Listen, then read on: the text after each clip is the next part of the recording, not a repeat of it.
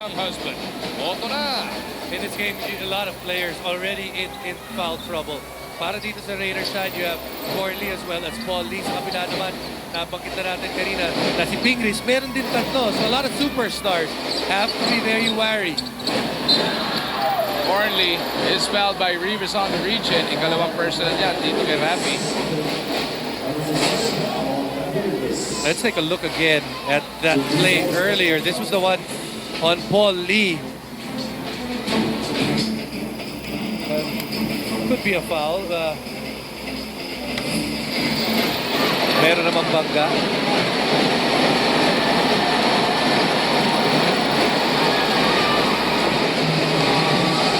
Cornley takes care of that first free throw na nagbibigay sa atin ng pagkakataong balikan si Miss Erica. Alam mo, playing in the Philippines is the toughest so far sa lahat daw na napaglaruan ni Jamel. Inspiration daw niya yung sinasabi ni Coach Yeng na he is a well-rounded player at dinagdag niya yung trust nila sa isa't isa sa team, nakakatulong sa kanya. Tinanong ko sa kanya, who's better, you or Marcos? Sabi niya, it's up to you to judge. If anything, ang una daw niyang binoto sa best import ay si Marcos. Pero nagsalita na ang bayan, congratulations, Jamel. Thank you, Erica. Dito na siya nahirapan, dito sa pinaka-nahirapan. Best player siya. Paano pa kaya ito sa iba? Isipin mo na nga lang, ano kaya pinagagagawa niya sa ibang bayan. As James Yap had to release this one, paubos na yung kanilang shot clock. Cornley almost lost it. Chan gets it over to Norwood on the run. Gabe, nabitawan on the pull-up. Ball's been slippery and it's been happening on both ends. Nakita natin kanina si PJ Simon. Ngayon naman si Gabe Norwood. Blakeley stop and pop three. Gotta defend that. He actually is a very decent three-point shooter. That's the third three-pointer para dito kay Marcus Blakeley. 42-41. BMEG abante na ng isa dito. 17 points para dito kay Marcus Blakeley. Eclipsing his 12-point total ng game number 1. Lee step to the left, long two, no good. Rebound na kay James. PJ sidesteps into Lee. Good trail job, James Yap. Said his back is painful, but then you still have to play proper basketball. Nakikita mo may nasa harap mo. Just trail behind that, and you have that opportunity for that follow-up. Last shot opportunity para dito sa Rain or Shine. Sino didiskarte? Si Jeff Chan ang magmamando. Jeff has 6 seconds to work with. Chan against Rivas.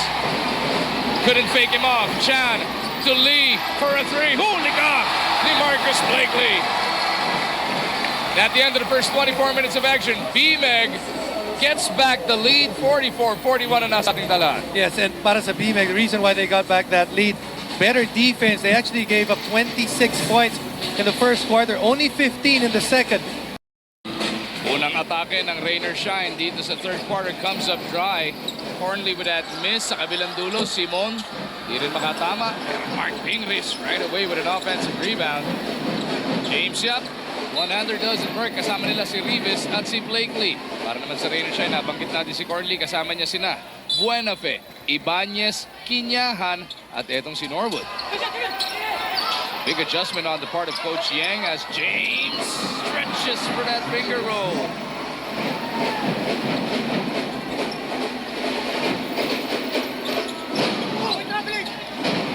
Wow. I don't know how he was able to escape that. Si Ronjay Buenafe. Very close with travel.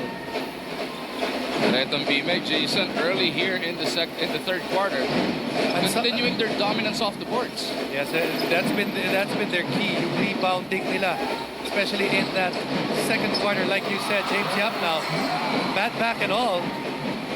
Good start for him dito sa ating third quarter. 13 puntos na para dito kay Big Game.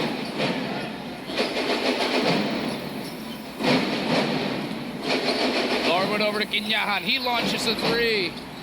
JR misses. Blakeley, dinampot na lang yung bola. 5 na ang abante ng BMEG, 48-43. Maaari pa nilang dagdagan as Blakeley is whistled for the offensive foul. Yes, it's got to be a good call. See, Marcus Blakeley was rather, ito si Jamel Corney was there all along. And that is major news. Ito, at least pareho na sila, tatlong foul. One of the reasons kung bakit kanina sinasabi yung physicality medyo may mababa ng konti. You have all these key players in foul trouble. Paulie, Corley, the import Blakeley, and Mark Fingers. So you can't really have that fluidity in terms of being aggressive for these guys. Jaire looking to attack James. No good. Blakeley with yet another rebound. Blakeley and Norwood. Tiganang pangawala kay Blakeley. Bola sa pagkakataong yun. Recovers just in time. James spinning against Jaire. That's the second time James actually went that direction. Jaire's got to do a better job of sending James back to the middle where there's some help. 50-43. It is a 7-point lead para dito sa BMEG Llamados. Biggest lead of the game, naitabla nila. Naitala nila in the first quarter. Nakapagtala na rin ang Rainer Shine ng ganyan as Jaire misses. And Magu, he's got to make that shot. Why? Because James Yap is not defending it. Right now, when Jaire releases the ball, James Yap stays in the paint. And it's almost like a 4-on-5 situation for the rest of the guys. Jaire Banyas now 0 for 4 from that three-point line as we send it over to Sel with this report on the Llamados. Magu in response to when Coach pleaded his guys kanina to stick to the triangle. You know what? He and the coaching staff feels that their efforts are enough, but Coach Johnny A stressed that they still have to see that confidence from their players. Balik sa inyo, Magu. Ron J. Buenafe with a steal and a layup. Referee's not giving James Yap that foul. Yes, he did seem to try to give up that foul para dito kay James Yap. 50-45. Wala pa naman 3 minuto lumilipas sa ating ikatlong yugto. Pingris looking to take Kinyahan one-on-one. He goes to Simon. Sobrang alang ang kanyang tira. Now that rebound. Look at Jaire dive for it. Norwood gets it to Buenafe. Pinalig pa kay Norwood. Huli. Good defense at umabol doon si Corley para dito sa BMEG. Blakeley sa kabilang dulo. Sidesteps a left-handed attempt. Kinyahan picks it up. Norwood to Buenafe for a three. Pingris clears it para dito sa BMEG. Not a great shot there, but you know those are the shots that you live with Ron J. Buenafe. Underneath Rivas, nakita si Blakeley. Strong finish by Marcus. Ron J. Buenafe as well as Jaire Ibanez, they did not even cross that three-point line. Buenafe gustong bumawi dito sa kabilang dulo. Kinyahan will offer the pick. Buenafe now with Pingris on it. Look at James Yap, he's guarding nobody there in the middle. And he comes up with a steal. Watch out, Cubao. Oh! 360 slam by Marcus Blakeley.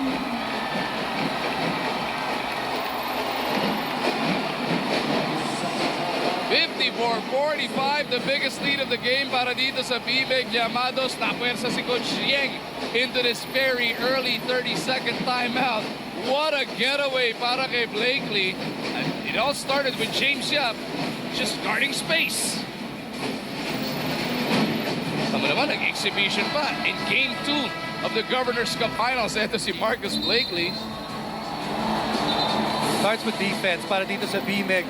Turnover right there. James Yap is just playing safety. Doon sa gitna guarding nobody.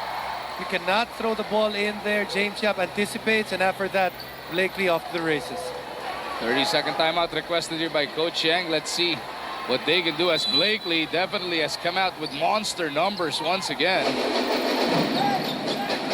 Nahirapan pa mag-inbound dito kahit nag-iisa si Blakeley dun sa depensa.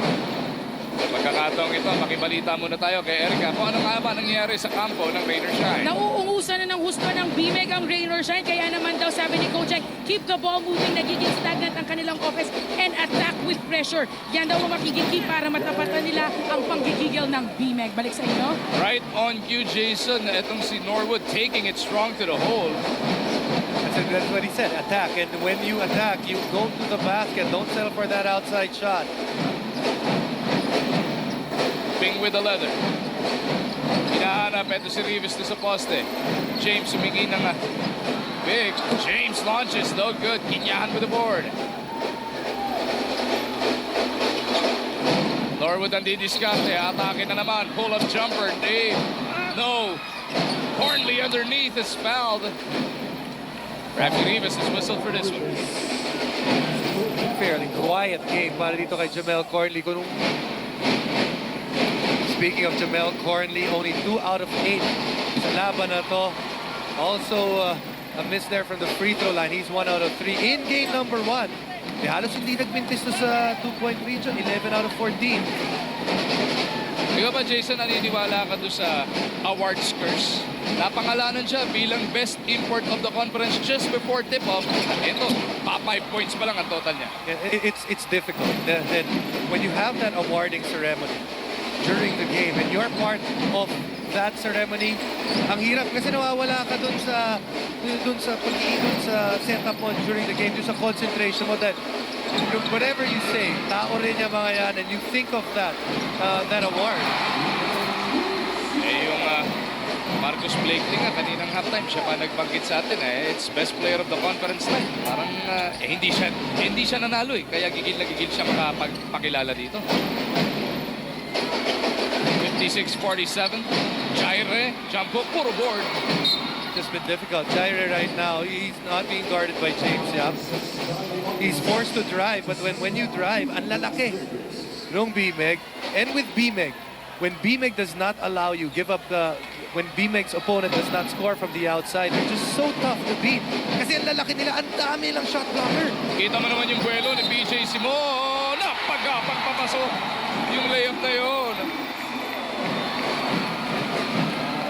And this now is the first double-digit spread of this game, Jason. And it's just a good move on the part of BJ Simon. Behind the back and the wits to finish even with contact.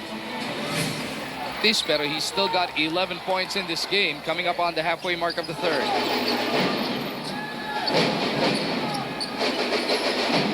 Norwood against Rivas. Gets it over to Jaire. Hinanap nila sa poste si Cornley. They gotta get him going. Jaire for his 5th attempt. Wala pa rin. Rain or shine, really looking for Cornley. Tandaan natin, nung nakaraan, 13 puntos ginawa niyan sa third quarter. This time around, di pa niya madagdagan ang kanyang total. Coach Check telling his boys, run, because they've got to find a way to score against BMEG, and that half-court set has given them problems. Cornley telling his boys the same thing, come run with me. As Kinyan will miss, Jaire keeps it alive. Cornley underneath. Nice find coming from Ibanez. That's how Jaire can help you find that rebound. Problema, na-warningan pa ng delay of game itong rain or shine. Less than 5.5 remaining in this third quarter. Simon na naman.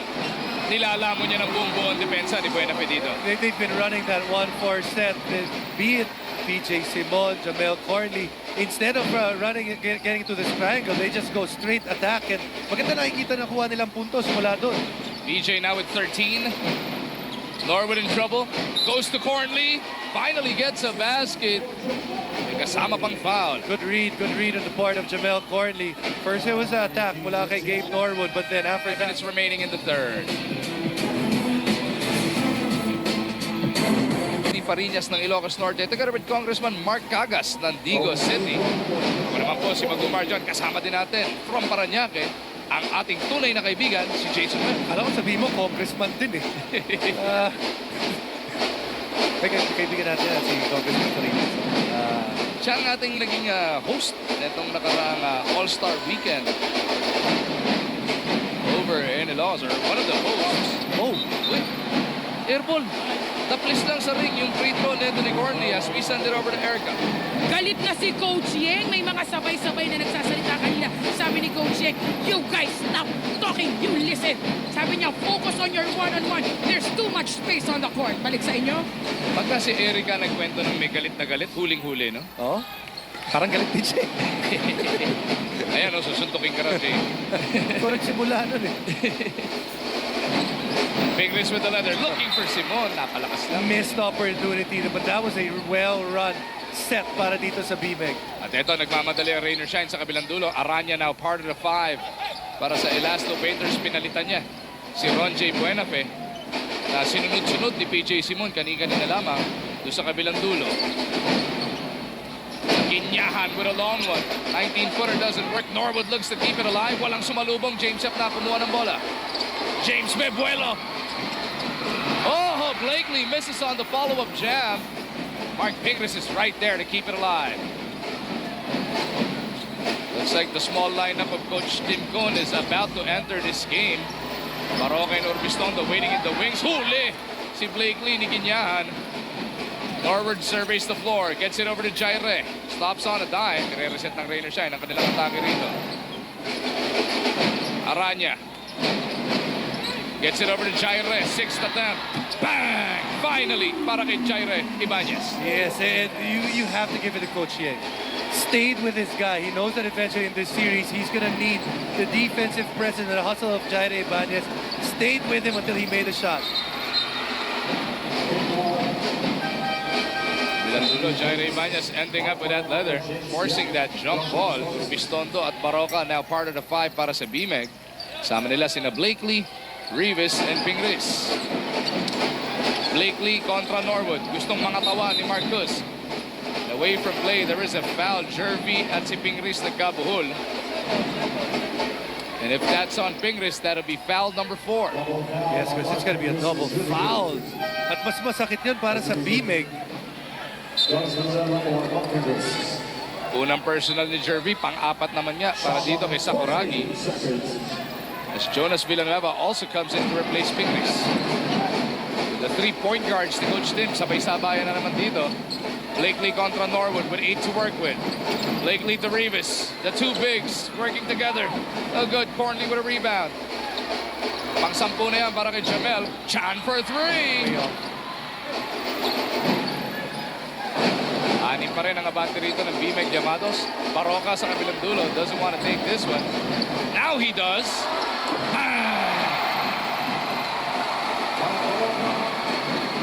Good shot and rhythm para dito kay Mark Baroka. Hindi siya komportable nung unang saloy, no? Kailangan niya ng one dribble to the left na yun. He's a guy that it seems like mas nakakuha siya ng buwelo pag nakaka-dribble siya. Cornley in trouble, picked up his dribble. Aranya on the cross court. 5 to shoot. Norwood puts it up. Delivers the goods. Rainer Shine just keeping within striking distance now of BMEG.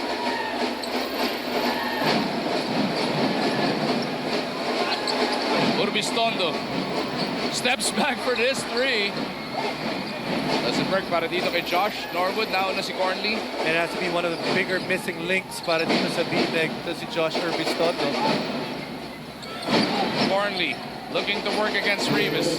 Sa poste, pumipwesto si Aranya. Kay Cruz binigay ang bola. Short jumper is good. Good read on the part of Jervy Cruz. May tao po kasi sa ilalim. He goes up. There's space at the top and you just give it to him right there. 63-58. Ganun-ganun lang. Baba na sa 5. Ang abante ng BMEG Llamados. As we head into this timeout, 1:44 remaining in this third quarter. Mula sa Active Center, kayo nasa TCSR Sports Radio. Tutok doon kung gusto nyo malaman anong kanilang pinagkikwentuhan. Pero dito ang ating tinututukan, Rainer Shine, patuloy ang pananalasa. Jervy Cruz with a sorry miss, looking to hustle against Baroka. Baroka ends up with that leather. Blakeley on the run. Blakeley loses that leather. Paul Lee back on the floor and he's clobbered by Urbistondo.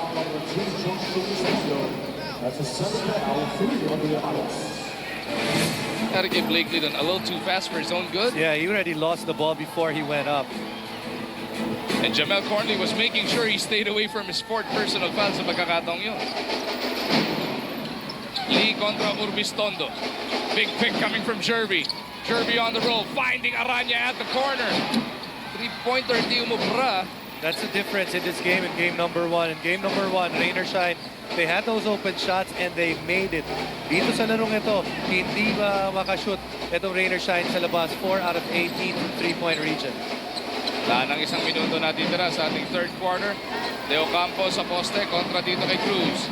Leo Campos steps into this jump hook. Bitin, Blakeley underneath. Blakeley, hindi maitulak si Belga. Huli, ni Chan from behind. You know, ito si Marcus Blakeley. He's so athletic but he really struggles pag hindi siya nakakakuha ng buwelo. When he has to have his back to the basket or when both feet are planted at the paint in which kailangan siya mag-power up lang. Yung mga 12 segundong diferensya ang ating shot clock at quarter clock. Jonas Villanueva making sure they got that 2 for 1. Eh, pwede pang bumalik sa BMEG ang bola. Lee kontra Urbistondo. Tignan mo naman, dinidikitan siya na parang linta. And it's tough.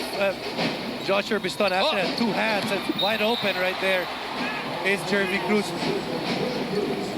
Very tough. Joshua Biston able to put good pressure on the basketball without foul being called on him. But para dito naman para sa Rainer Shine. Big guys have been a problem in terms of scoring. Buti na lang para sa kanila nakakuha ng puntos. Nakakuha ng puntos itong si Jervy Cruz. They've got nothing from Kinyahan and only 2 points from Bo Belga. Chef Chan giving up the foul. Meron pang isang pwedeng pamigay dito ang Rainer Shine. Bago magtapos ang ating third quarter. Urbistondo nakawala.